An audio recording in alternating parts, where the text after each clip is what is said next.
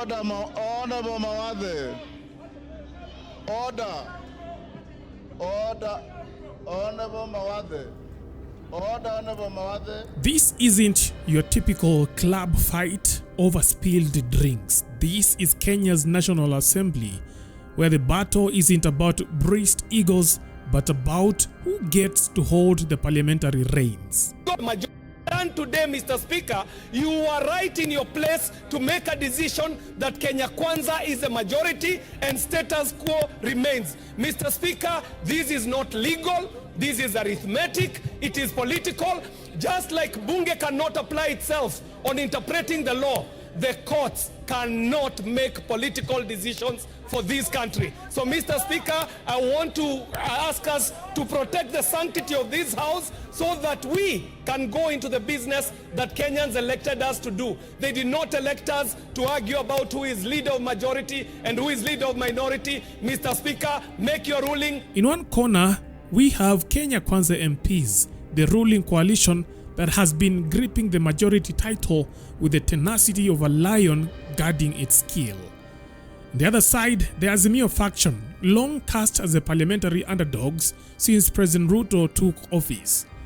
But in a dramatic twist fit for a political thriller, the courts have thrown a spanner in the works, ordering a role reversal where the minority becomes the majority and vice versa. Coming to the majority party or position, Mr. Speaker, as I stand, you can see that I am and we are broadly competent and broadly majority. Even from the physical outlook, I'm the majority. I want to say, Mr. Speaker, that this matter should be put... Thank you, Mr. Speaker. Majority is not judged by body morphology. Thank you, Mr. Speaker. It was intentional. But even the brain is majority. If ever there was a case of he who laughs last, laughs best, this is it. Order, honorable members. A three-judge bench ruled that Speaker Moses Wetangula's earlier declaration of Kenya Kwanza as a majority was null and void, effectively upending the power dynamics in the House. And with that, pandemonium broke out. Order.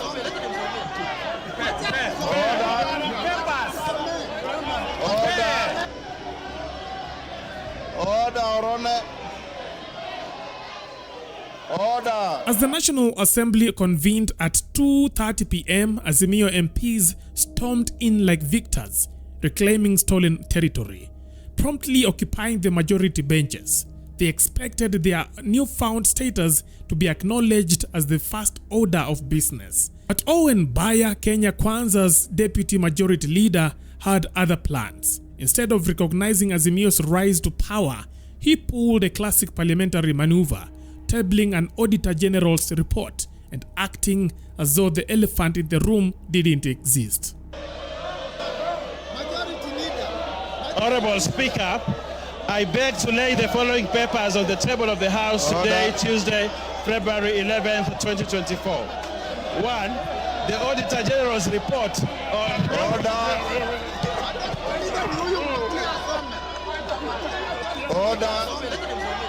That was the matchstick that lit the bonfire. The usually hallowed chambers of Parliament erupted into a cacophony of heckles, jeers, and shouting matches. General's report on...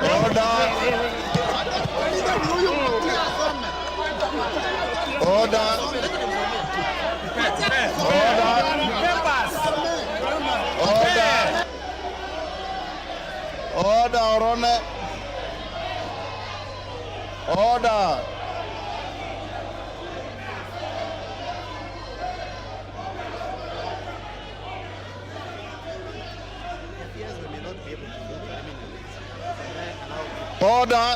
Leading the charge was the ever-fiery Millie Odhiambo, who, having already settled into the majority whip's seat, demanded Speaker Wetangula obey the court orders, or better yet, step down altogether, citing a conflict of interest in his dual role as party leader and Speaker of the National Assembly. Mr. Speaker, I will not go to the demerits and merits of that matter. I will go to what the court concluded, which is that the Azimio side is the majority. And based on that, Mr. Speaker, again, because I've said I'm not going to the merits and demerits of that decision, Mr. Speaker, I want to just indicate that I have therefore, as the majority party whip of Azimio, today handed over to your office a copy of that decision of the High Court with a letter that we are giving you our, according to the standing orders, our majority leader as Honorable Junet Mohammed and Honorable Robert Mbui. Mr. Speaker, following the standing orders, Honorable Junet will thereafter then communicate me officially as the minority whip, going by what the standing orders, but a majority whip. Majority. Mr. Speaker, I also stand under standing order 90 and had actually consulted you about this. And Mr. Speaker, if you look at the judgment of that court, the court actually infer that because of the position you hold as Speaker and also as Chairman of your party, Mr. Speaker, it is not, as party leader of your party, Mr. Speaker, it is not possible for you to be fair. You are going to be conflicted when you are conducting the matters of this House. Mr. Speaker, I therefore humbly request you to step down and mandate Honorable Gladys Boschole to take over in discharging the functions as the Speaker because of your conflict of interest. Mr. Speaker, Unfazed, Wetangula fired back with a technicality. There was no formal motion before the House seeking his removal. A strategic dodge, but one that did little to calm the storm. I'll dispose it off as follows. One, there's no motion before the House about the Speaker. Number two, I am a senior lawyer in this country, and I'm your senior Millie Odhiambo. I have read that judgment with a tooth comb, and there's nowhere it requires the Speaker to do what you are saying. More particularly, the final findings of that judgment, which as a distinguished learned friend, we had an opportunity to read through together today. That judgment does not cast aspersions on the Speaker presiding on such proceedings. Number three,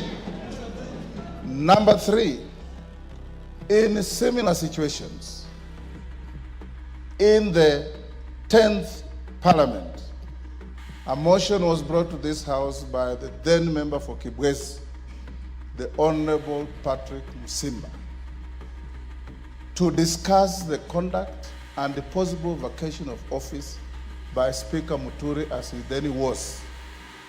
Speaker Muturi presided over the debate, and the vote was taken, and the motion went the way it did. Number 4, in the 7th Parliament, when I was a fresher in this House,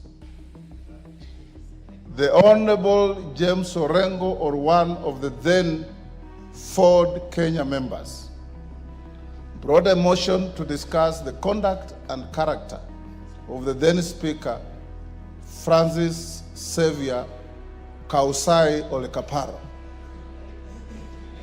Kausai Ole Kaparo presided over the proceedings. The motion was debated and put to a vote, and it went the way it did. I'm sure you know that neither Muturi nor Kaparo left office on the basis of any motion. Number 5, you as truly as your Speaker does not debate, does not vote. I hold a position of honor to preside over your proceedings. Anybody who wants to say anything about this judgment, I'll give you an opportunity. And it's finally going to be yours truly to give you a ruling on the matter. It must also be made very clear as we listen to each other that neither the court nor any authority outside this chamber, and senior lawyers like Otiendo Molo should know this, neither the court nor any other authority outside this chamber can make declarations that affect the conduct of business here except yourselves by voting and by the Speaker giving you rulings. Number seven, we sit here as a quasi-judicial body. And as a quasi-judicial body, I will listen to you, and I assure you, I'll give you a fair finding. It is like going to court and telling a judge that because the lawyer appearing before him was his classmate, he will not be fair. That has no foundation in law or in fact. So I'll open up and hear those who want to have similar points of order, as Millie Odhiambo has raised, on the judgment.